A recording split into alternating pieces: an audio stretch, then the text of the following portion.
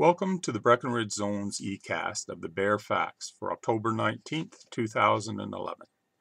I am your host, T.R. Ursiday. Our goal is to peel away the spin, the doublespeak, the gobbledygook, to ask the obvious and not so obvious questions that have gone unasked, to turn a spotlight on the reality that politicians and voters seem determined to live in willful denial of. We seek to bring critical thinking and logic to bear on public policy by generating open debate based on the facts that are exposed by peeling away the layers of twaddle and chicanery. As it says in the Tao of James, perception is real, even when it is not reality.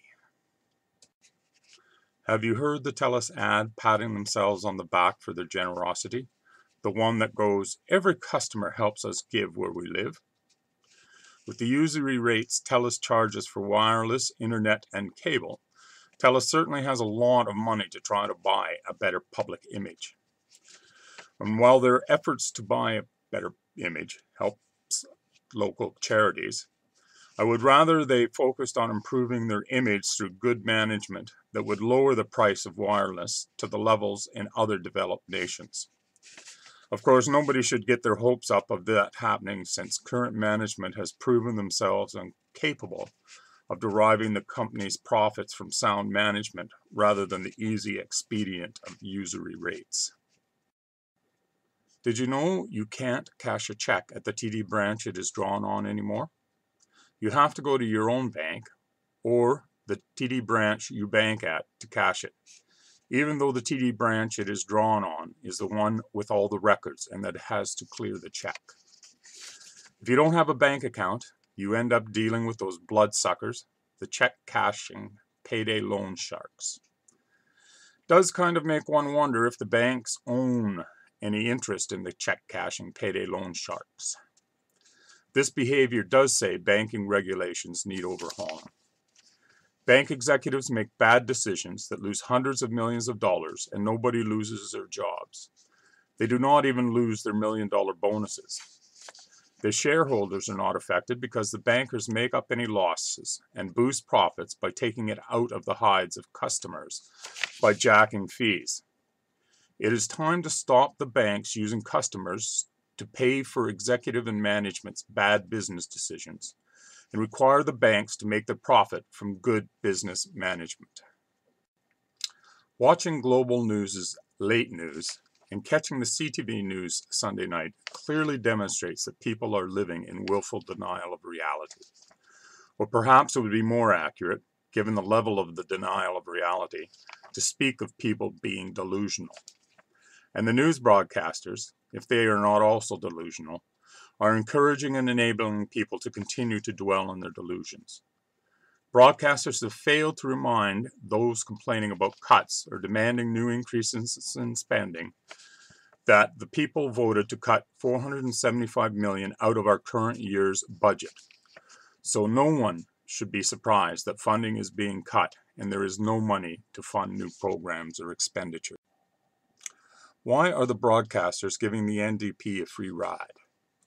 When the NDP are criticizing the cuts or crying about the need for new funding, why is it the broadcasters do not ask Adrian Dix or whatever member of the NDP is complaining, if the NDP are so concerned about vulnerable British Columbians, should not the NDP have considered the consequences of their support of extinguishing the HST and the need to reduce this year's budget by this $475 million? That if the NDP had been more concerned about the vulnerable people of BC than about getting elected to power, would it not have supported the Liberals in order to protect those who are now suffering from the consequences of the need to cut $475 million out of this year's budget brought about by extinguishing the HST? And given the painful, possibly devastating effects the need to cut hundreds of millions of dollars is having on many of BC's most vulnerable, why is it that the broadcast news that had plenty of time for Bill Vander Zalm during the campaign to extinguish the HST has no time to ask Mr. Vander Zalm if he is dissatisfied with the consequences his need for revenge on the Liberals is inflicting on BC's most vulnerable? Watching the Occupy Vancouver report on Global News, the tone sounded like a cheerleading squad urging miscreants to come down and take advantage of the protest, to riot and pillage. And while a riot makes for good television and a better bottom line, cheerleading for a riot is not very responsible behavior. But then broadcast news has less and less to do with responsible reporting of reality as the news broadcasts sink to a level of a reality TV show. It is municipal election season, and in Abbotsford, voters get to vote on Mayor Perry, council, and city staff insistence on spending $127 million more than necessary on upgrading the water infrastructure in order to get a $61 million grant from the federal government. Now, James W. Breckenridge, who is running for council, calls on the citizens to vote no for the P3 and for an apology to Mission and going with the original Abbotsford Mission 2/3, 1/3 split and saving the $127 million and foregoing the $61 million grant. The city is spending $200,000 of taxpayers' money to hoodwink taxpayers into thinking that spending $127 million for a $61 million government grant is a good idea, and to sucker those taxpayers into voting for that idea.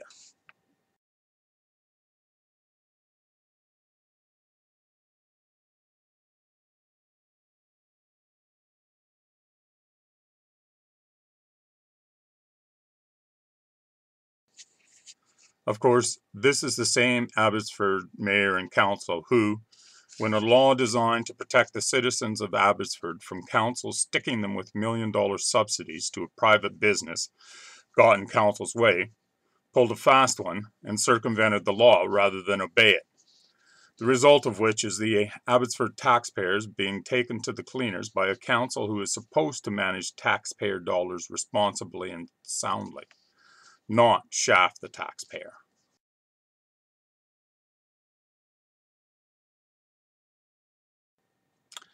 That's the BareFacts for October 19th, 2011. Remember, your best defense against politicians, media, big business, and others seeking to bamboozle you and manipulate you is thinking.